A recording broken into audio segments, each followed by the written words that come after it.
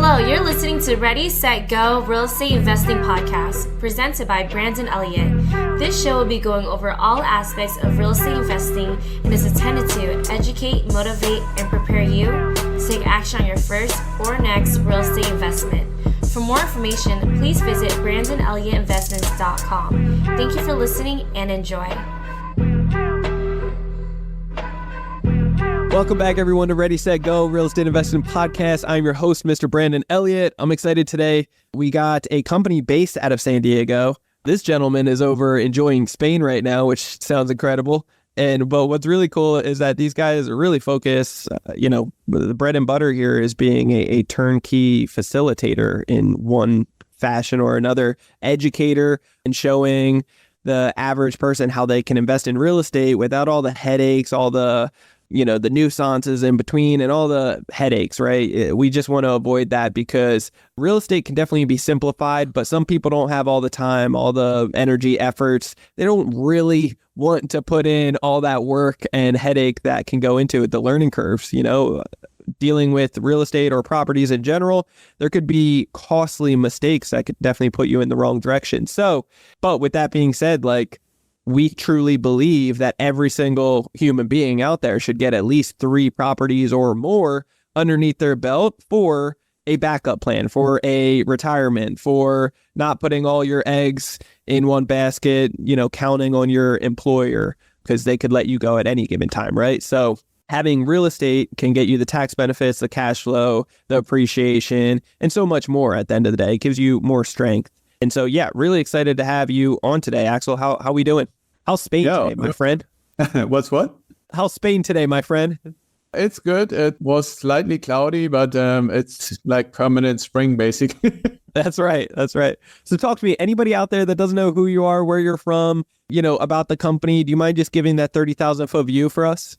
Yeah, absolutely. So Idea Wealth Grower was founded after I had started develop my own real estate investing portfolio, and people, friends, family, anybody else started urging me to also make what I learned and, the path that I went available to others. And it became pretty clear. I mean, that was at a time when we were living in the Santa Barbara area, which, is not that far from where you and I normally are. And so it was pretty obvious that it would be hard to invest in that area because of just the price level that is there, and especially if you want to generate cash flow. That's how it all started. And ultimately, what we're doing now is 2 things. We're offering people who really want to learn how to do it so that ultimately they can do it on their own. I be their mentor and they can join our mentoring program. And then for people, and you mentioned earlier, all walks of life, which, by the way, also includes accredited investors. And the distinction that I make is there are many, many different ways how you can invest in residential real estate. Yep. But it's not that easy to have the combination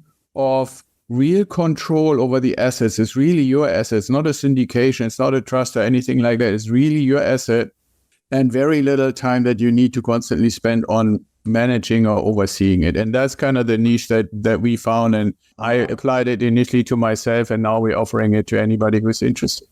I love that. And so when did you start the company, and how many real estate doors did you have before creating this to kind of open up to friends, family, and the public? We started the business itself, the company, in 2016.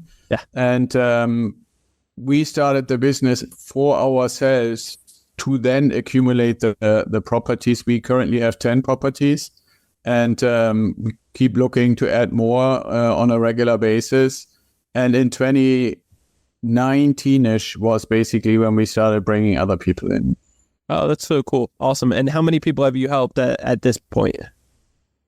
Well, purely from the investment side, several, I would say probably somewhere below 100, but in the current, I call it the tribe of people who went through or are part of the mentoring program and investing, that's about 2,000, 3,000, something like that. Very cool. I'm not giving you these kind of precise numbers because over time we made a change. We started out with having basically a lifetime program. You signed up and then you were in it forever, but it turned out that wasn't really the best way to go. And so ultimately now we have programs for 6 months and 12 months. And obviously, when somebody goes in a 6-month program, yes, they are part of the tribe, but then they're done. And if they don't decide they want to continue, I would still call a member of the community, right? So all of those together is several dozens, but the current group is probably around 25. Yeah, that's so good.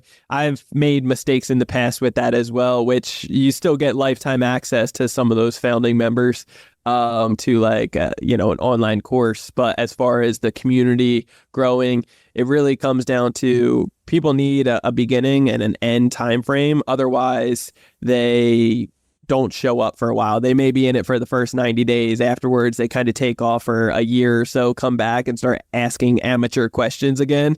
So it brings down the community a little bit. And you want an end point so that people can, maybe the first 90 days they take massive action. After that, a couple months, they kind of fall off. 6 months, they're like, oh, I only got 6 months left. Or, hey, I only got 3 months left. They you get more wind in their sails, I guess, to take full action. And then when they take full action, you get real results. So it ends up being a lot more impactful versus kind of that lifetime thing. They keep postponing it and not prioritizing.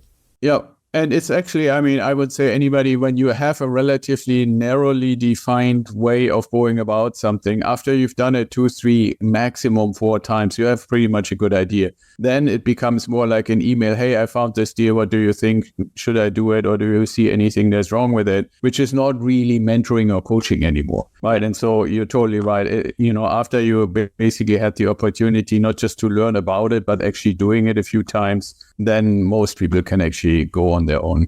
I love it. And how did you get your education? Try and error. Basically. Poor guy. Yeah. I could tell. I can hear the pain in your voice from saying that.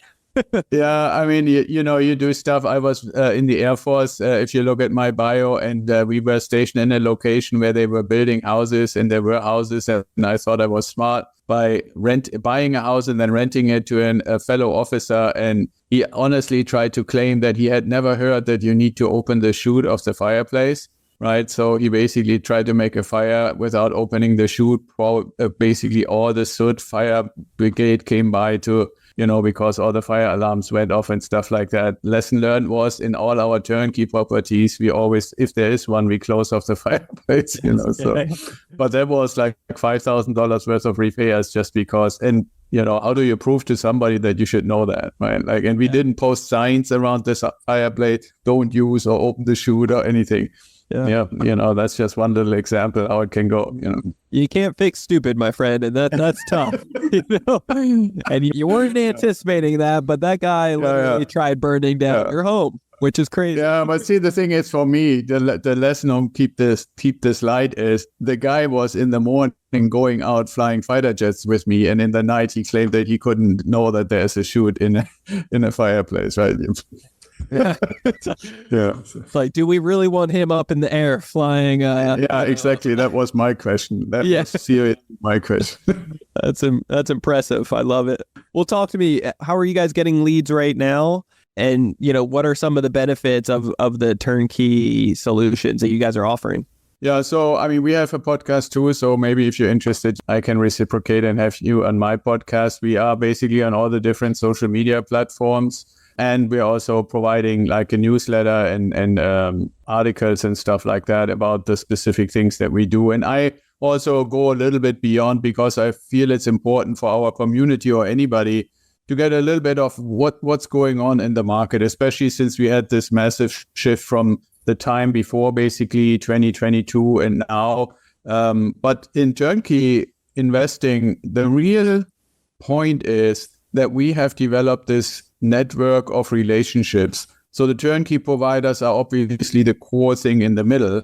And just, I don't know, I think it might be worth for somebody who is new to your show and in your audience, just for a moment, what's a turnkey provider is basically a company. I always describe it. They find an ugly duckling in a good neighborhood. They buy it, and it's typically the ugly duckling because the owners, for whatever reason, didn't want to spend money on maintenance and upkeep and stuff like that. So they can get it for relatively cheap. And the good ones, the ones that we work with, they have their own renovation team as employees. So they now own the asset, a 3-bedroom, 2-bath house or something like that. They send their renovation team in and first create what's called a statement of work, all the things that they're going to fix and renew. And that can go down to the studs with electrical and plumbing and sheetrock and new kitchen and bathrooms and all that stuff. And I'm mentioning this, it's going to be important in a moment. So they do the work.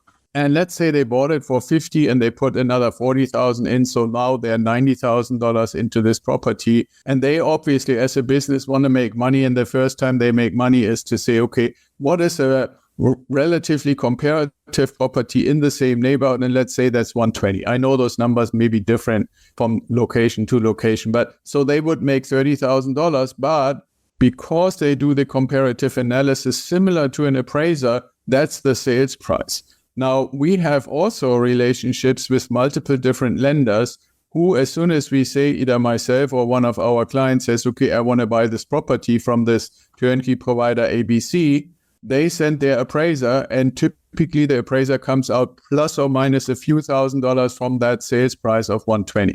Now, here comes the part where it's important, why I call it, and it should be called turnkey provider. So they did all this. Now they put the price up. We said, okay, we buy it from you for 120. But before we go to closing, we encourage them to already find a tenant. And we want them to say, what do they think the price can be? And then we can use things like deal check and rentometer to see, is that a realistic rent? So the 120 house, we would want to see something like between 1,100, 1,200, maybe 1,250 in rent. Somewhere that gets us close or above the 1% rule. Better is even higher is even better, but that's what we would want. So now we actually get to the closing table and we're basically closing on the deal. We're getting our financing and we already have a signed lease agreement in place. And in the contract is also that list, that statement of work of all the things they touched, because that's a guarantee that anything they touched, if it breaks in the first year that the tenant is in there, is on that. Okay, and so then the last part in this is they also, that same exact organization that found the ugly duckling, made it into a pretty swan, sold it to us, got the tenant, they are also property management, right? And so with the closing, we're also signing the property management agreement. And this is ultimately how we can be then in touch with that turnkey provider once a month for 30 minutes to say, how's my property or my 2, my 3, my 4, my 5, however many you have with that particular one doing. And Ideal Wealth Grower is curating the properties and we're always paying attention to where are they and how high is the performance.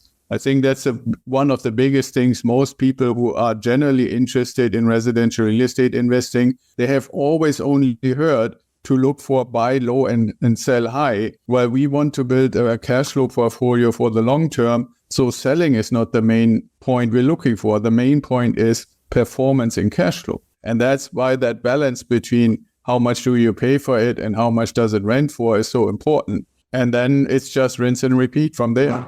I love that.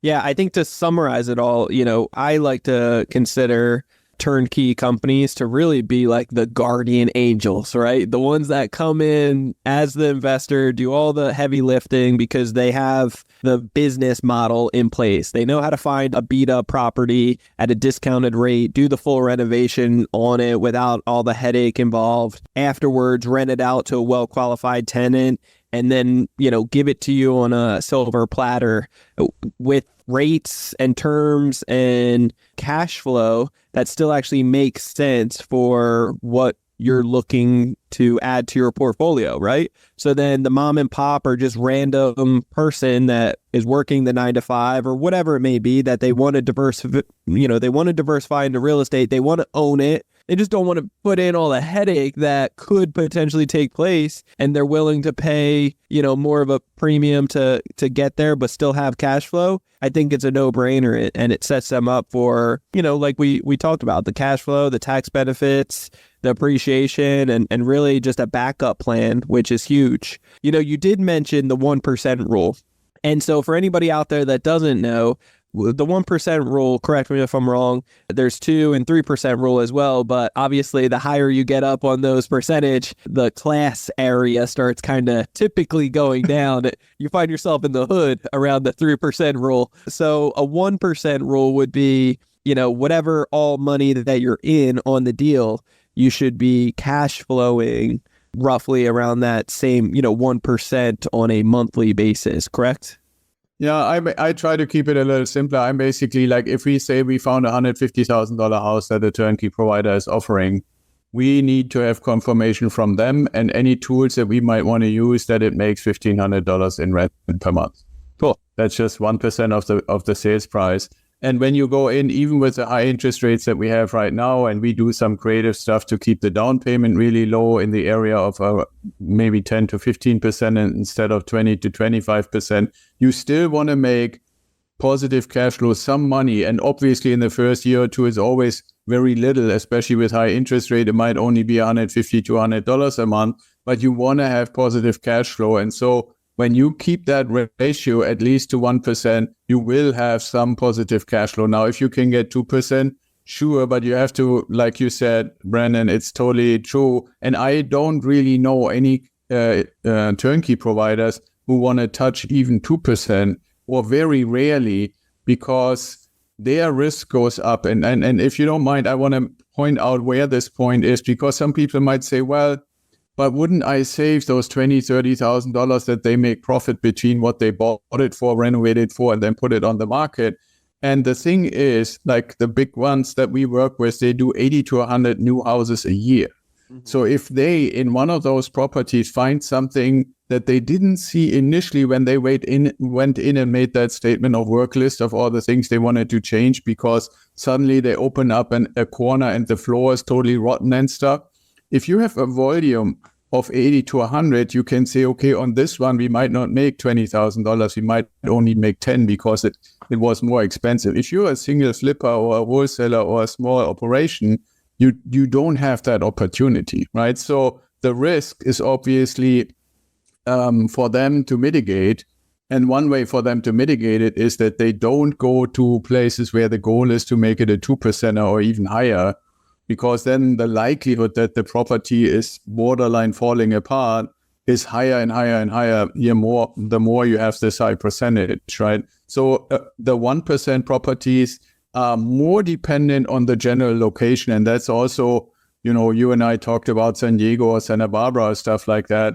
There is no chance in hell you will ever find that. So where do we invest? In Idaho, in Ohio, in Tennessee, in Florida, those kind of places, right? And even Florida is getting tricky to find any. So there are locations around the country where you can make that balance between the price that we have to pay to become owners in full control of the property and the rent it can make.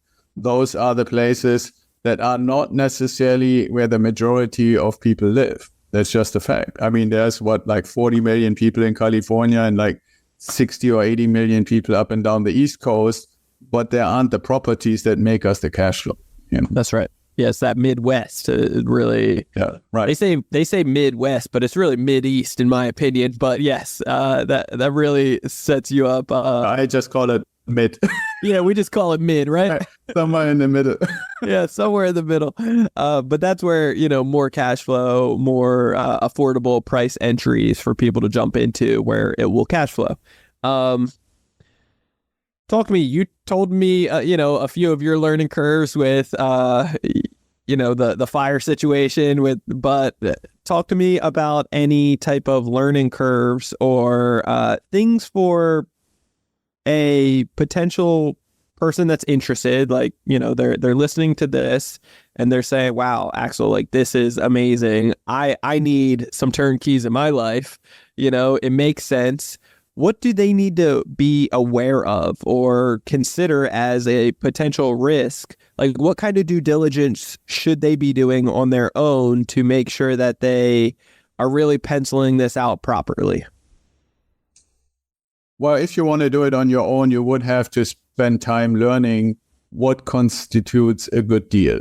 Yep. Right. And it is particularly hard to do because obviously turnkey, and I'm saying obviously, it's maybe not that obvious for everybody in the audience, but turnkey providers' properties don't typically show up on the MLS or at Zillow or Realtor.com or Redfin or anything like that. It's basically pretty similar to an off-market deal. So to learn what a good deal or a bad deal is not just the numbers, because to really learn that, you would have to kind of go into the property, take a closer look and learn what are the things that are really expensive? Things like all the systems like water heaters, air conditionings, roofs, windows. Those are like, all of them are like 5-digit expenses if you have to replace them. Give you a quick little thing, like most of the turnkey providers nowadays, they say if something isn't 8 to 10 years life left, get rid of it and put a new one in.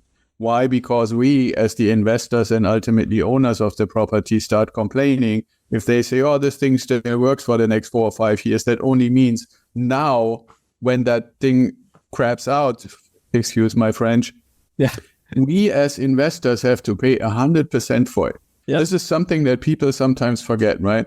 We have now deals because of our relationships with lenders and with the anticipation that sometime in the next 5 years, interest rates will probably come down again. They kind of have to. We have deals.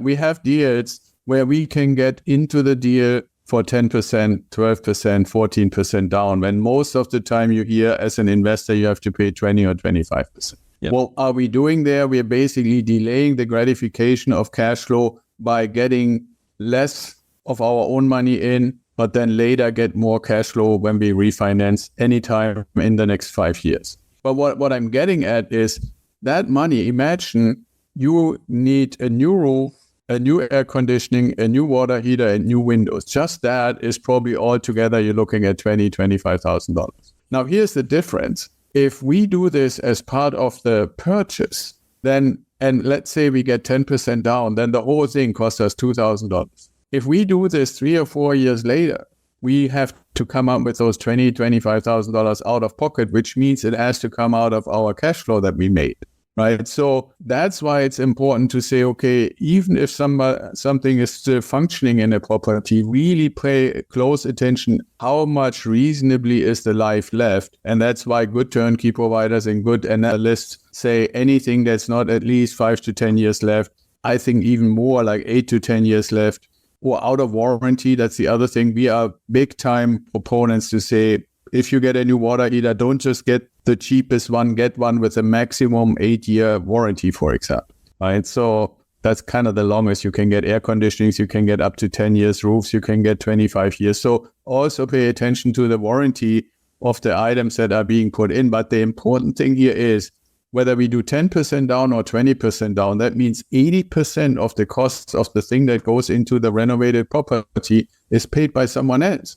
And people might say, yeah, but ultimately you have to pay it. Yes, but think about it. The money that you have in your pocket, these little green pieces of paper, what did a 20, something that has a 20 on it, buy you 10 years ago, 20 years ago, 25 years ago, and what does it buy you today? Now go do this forward, right? In the 30-year mortgage that you can get on that turnkey property, you're paying this water heater, this air conditioning, this roof, the windows, and all the other stuff that goes into over that whole period of time. That means every monthly payment, the purchasing power of these little green pieces of paper goes down and down and down and down. Right? But the number is always going to be the same. That's the beauty of the type of investing in residential real estate compared to commercial, is that you get a 30-year mortgage. And in our case, yes, we're speculating a little bit on lower interest rates because that will ultimately help us with the cash flow. But even if it never were to happen, we would be able to pay this down in 30 years, same amount. And obviously, every year we're increasing the rent a little bit, at least at the level of inflation, which is another aspect that makes these investments so beautiful, because you're inflation protected automatically. Yeah, that's very good. I love that. And I think that's a huge reason that so many people don't realize the inflation of like what that really does to your money. And just like you said, what that $20 was worth 20 years ago versus what it's worth today, what it can buy you, it's next to nothing. In California, we just read the other day that the minimum wage is $20 now for like fast food workers. It's like, absolutely, right? In-N-Out burger or stuff like that, for sure. I mean, the thing is, it shouldn't really be called inflation. Yeah. It should be called, what's the loss in purchasing power? Yeah. And when they have the, like CNBC or whatever is announcing what it was last month for March or whatever, and it says it was 3.7%, that's the loss in purchasing power that you experience.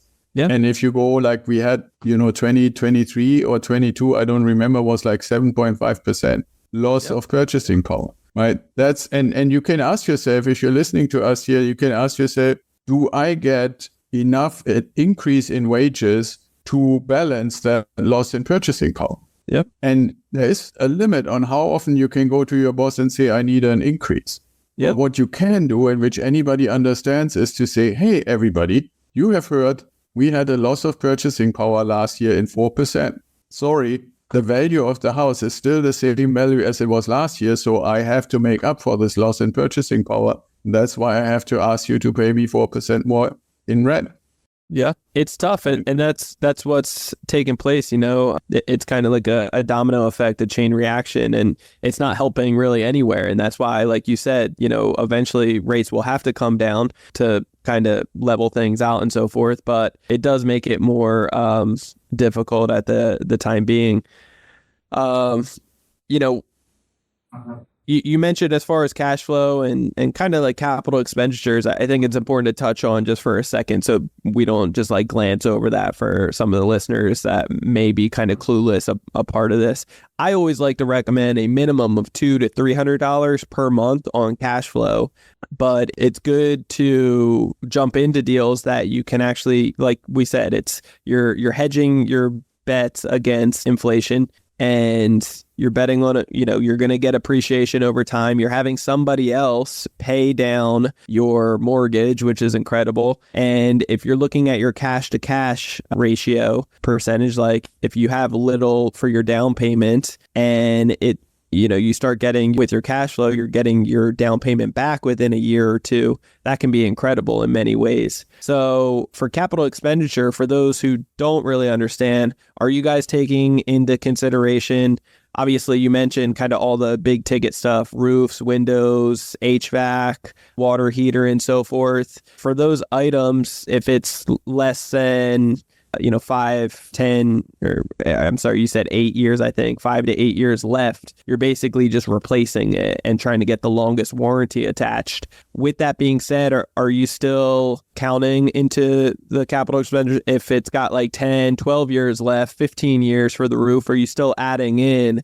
to get a true cash flow of what, if it rents out for $1,500 a month, it's a 15-year roof right now remaining. Let's just say it's easy numbers of $100 a month or something, to make up for that, for the replacement and inflation and so forth of whatever the hell that will be in 15 years. Are you actually minusing that from your overall gross income coming in?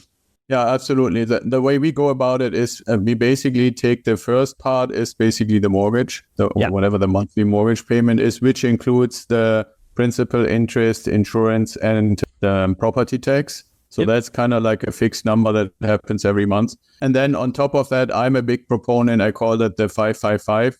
So put 5% of the gross rent away for maintenance, 5% for capital expenditure, and 5% for vacancy. And that last 5%, there are now some things that you can get insurance policies and stuff like that and let the tenants pay for that. But in general, the starting point for the calculation, I still do and recommend that. And so when you do the mortgage payment and the 8 to 10% property management fee plus those 15%, then you actually get to a true expense number. And then you want to still see, depending on how much your down payment is, I agree with you. If you do a 20% down payment, you should see something like $200. I used to say $300, but with the high interest rates, it's just really hard to get to $300. If you do less, if you say, okay, I go with a 10% down payment, you can also afford to have less cash flow because you basically later on get a much better cash on cash return. There's one little nugget of information that is sometimes forgotten, and I call that the pivot point. Because we are not doing this, your audience, you and I and my clients, we are not doing this to own one property. So one of the things that I believe a good mentor, a good guide should do is always for yourself and also for your clients, keep the big picture in mind. And the big picture is we want to build a portfolio. Not everybody necessarily needs to have 10 properties or 20 properties like I do, but you need to probably have at least 8 or 9 or 10 if you ever want to say, okay, I want to live purely from the cash flow.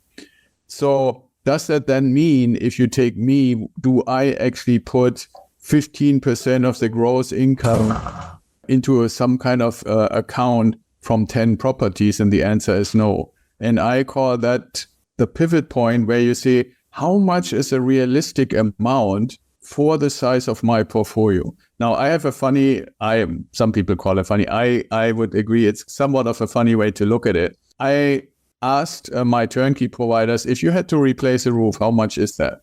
And they say $6,000 to $8,000, depends a little bit on the size of the house. So I asked myself, how many roofs are going to be damaged to a point that I'm not reporting it to insurance, but still have to replace?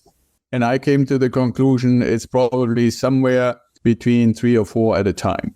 And then you translate these 6,000 to 8,000 into that, and you end up with a number of about 25,000 in my case. Now, you, Brandon, you might say, I want 20,000. Or somebody else might say, I think I feel better if I have 30,000. But if you really go and say for every property, you put 15% aside every month, as you keep adding more and more properties, there comes a point where your reserves have accumulated to $20,000, $25,000, $30,000. And that's the pivot point where you can say, now I only have to put money back in if I take any money out. Right? Because otherwise, the number that you would have sitting there in cash is just getting insanely high the more properties you add to your portfolio. And it really at some point makes no sense anymore because there won't be that many repairs, especially if you're high quality property and maintenance is done in a proper way and property management pays attention to differentiate what is really something that is just wear and tear and where is it just mistreatment by the tenant and who needs to be held accountable for that.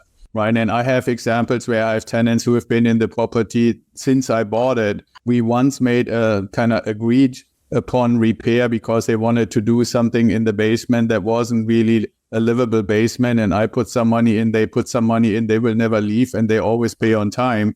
Right. So that's kind of the thing to know that it's not a forever thing. You not forever have to, whatever your numbers are, mine are 555 or 15%. That's until you reach a comfortable number where you can say, whatever happens to my portfolio, I always have enough reserve. Yeah, that's so good. I love that. Well, man, this is very impactful. I think this information right here should be shared more because there's so many people that don't want to roll up the sleeves and like get into the nitty gritty or the risk factor of buying the distressed property or completing the full renovation and dealing with all of that, right? Like getting the tenant or finding the good property management company. So a facilitator like yourself that handles all that and really orchestrates it all for them in a professional manner and helps them with the proper education on what they need to know, the nitty gritty in between, and then sets them up with the alley-oop. I mean, it's a no-brainer, right? So I love this. How can people get a hold of you? And what does the future look like for you guys? I'm just curious, where do you plan on taking this? Okay, well, we obviously would love to have more people because, and I mentioned this before you hit record, because of the environment that we are in right now, if you think about it through the lens of an investor in real estate, we used to have competition from all the people who also wanted to get into residential real estate just to own it and live in it. And that market has pretty much dried up. I mean, you have probably heard, just like I have, how many brokerages and real estate agents are basically quitting because there's nobody buying anything, right? So what used to be, I was literally asked a couple of years ago by even our turnkey providers to, in 72 hours, to decide, do you want it or don't you want it? We have so many other people who want it. Now they keep sending me lists and lists and lists of properties, great deals. Sometimes they even incentivize, they pay closing costs or buy down the interest rate and stuff just to keep some movement in the market, right? So where the future is going, I believe what people are vastly underestimating or misinterpreting is everything to be anchored in this high interest rate, where I'm saying right now you can get it down to a 10%, you make very little cash flow. But when the interest rates ultimately come down, you make cash flow like a killing and you get the properties with all these incentives. I just, Brandon, for a moment, looking forward, just let's say in 2027, end of 2027, mortgage interest rates are back down towards 4%. There will be like a shark feeding frenzy of all the people who have been waiting to finally get into houses. And we will be lucky if we have 72 hours to make a decision. Well, I want to be in a place, and I want you to be, and any people in your audience to be in a place to say, you know what, I'm watching this. I'm so glad I bought in 24 and 25. Let these guys go crazy. That's the thing, Yeah, I think it's really important for people to realize that supply and demand, right? There's not enough supply. Demand is still, in my opinion, still high, but there's so many people in fear mode because of the rates, right? Like we got so spoiled with the rates for a long time. And so they're not in fear mode. See, there are two things. Fear mode is one, but there are two other things. And I personally, if you ask me, think they're even more important. Number one is, even if they want to, they can qualify. Yeah, they can qualify. Right. So even if you're not fearful, you say, I just finished my master's degree. I've lived like a monk. Now I'm going to go and find myself a house. Yeah. You're not going to qualify. And the third part, so fear, not qualifying. Number three is, why is it so hard to get a loan or a mortgage, even with an 800 credit score? Because the banks, even the big ones, have unbelievable trillions of dollars of unsolved loans in their portfolio and unsolved bonds that they're supposed to have as a reserve against these loans that are basically worthless. Now, they got all these gimmicks from the Treasury Department to say you don't really have to account for this. You can pretend that you hold them for the next 15 years and then you sell them at maturity. The reality is that will never happen. But what it means is they know we have crappy loans on the commercial side. We have bonds that are worthless. We cannot bring in any risk at all because this whole thing is going to blow up in our face. So fear, number one, then not qualifying, number two, and number three, they don't even want to lend because every new loan is an additional risk. That's partially, in my opinion, why the market is basically stuck. Now, obviously, anybody who doesn't have to move doesn't want to get rid of their 3% or 3.5% mortgage anyway. But what it means is, why are we, for example, now not doing the traditional mortgages anymore, but DSCR mortgages? Because those qualify on the performance of the property. I don't want to get too deep, but you can get a mortgage where you say it has to do with what a nice guy and a really hardworking guy Brandon is. Or you can say, let's look at the property. What does it cost? How much rent does it make? What's the ratio? And when it makes significantly more rent income than the payment for the mortgage is, then the bank can say, that makes sense. There is no risk. If we ever get this property back, we will be able to make that rent and pay the mortgage, no problem. Yep. So we're making almost everything DSCR these days.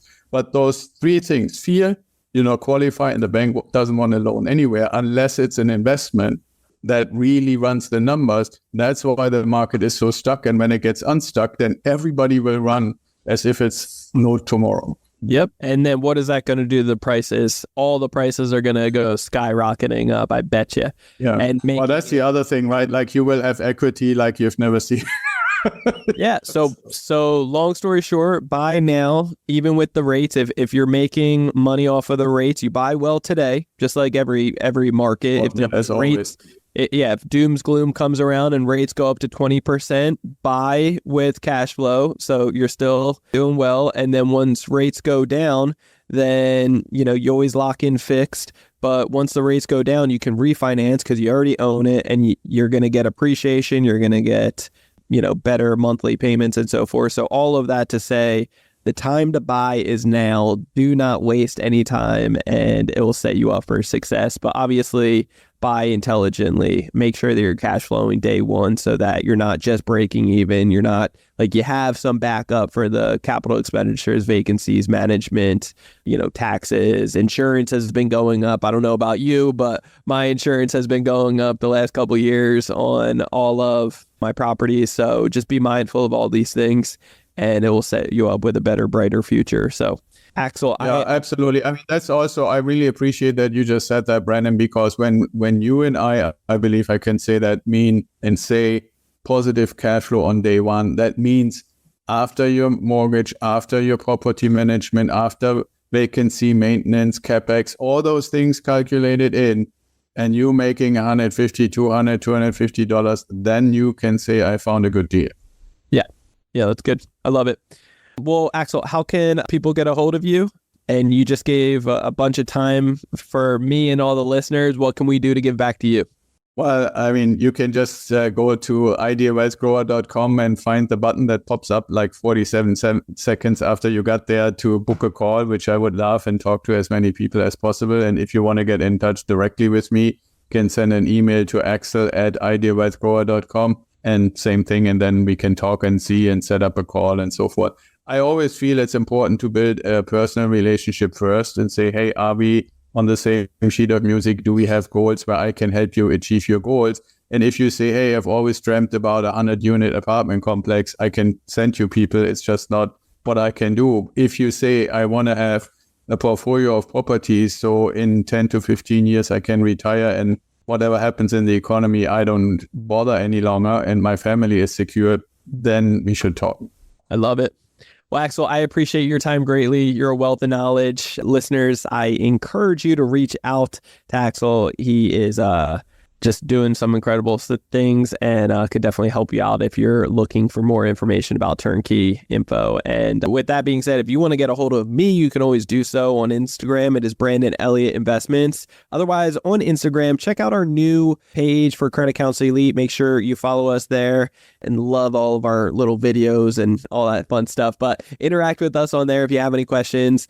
As well as if you have not booked a call with us at creditcounselelite.com, what are you waiting for? We're teaching business owners just like you how to get $2, $3, $4, or even $500,000 plus at 0% interest.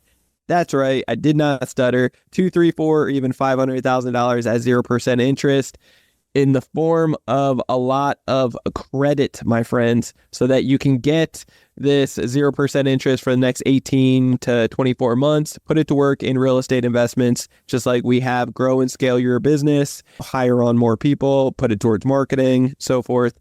If you want more information about that, there's a quick 10-minute video on our website for creditcounselelite.com. I encourage you to check that out. It'll probably answer a ton of your questions. It will also give you more questions to ask, which will be intelligent ones that we encourage to just schedule a call with us. Get a second opinion today to understand exactly where you're at, where your goals are, where you're trying to go. And we can sit down and give you kind of the roadmap of what it looks like to get there. And even on top of that, if you decide to work with us, we'll show you exactly what that looks like. So check out creditcounselelite.com today. That's www.creditcounselelite.com. And we'll be sure to serve you at the best inside there. So if you haven't already, hit that subscribe button to Ready, Set, Go Real Estate Investing Podcast. You're going to want to do that right here, right now, so that you get the newest notification every single Monday after listening to a few episodes. Leave that 5-star review. Appreciate all love, all the support. You guys are amazing. And we'll catch you on the next one. Until next time, God bless. Axel, appreciate you, brother. Thank you. Thank you. For more information, please visit BrandonElliottInvestments.com. Also, please don't forget to like, share, and leave a comment below. Thanks again for joining. Until next time, God bless.